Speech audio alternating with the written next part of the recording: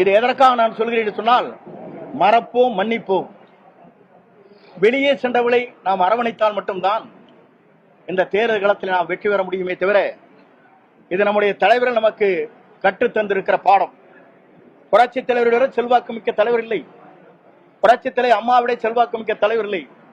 2019, 2010 நாம் டெபாசிட் இழந்ததற்கு பிறகு கோவையில் நடைபெற்ற கூட்டம் என்பது கோவை குலுங்கியது, மதுரை நடுங்கியது, திருச்சி திரும்பியது என்று அவருடைய கூட்டம் என்பது 15 லட்சத்திற்கும் மேற்பட்டவர்கள் அந்த கூட்டத்திலே கலந்து கொண்டார்.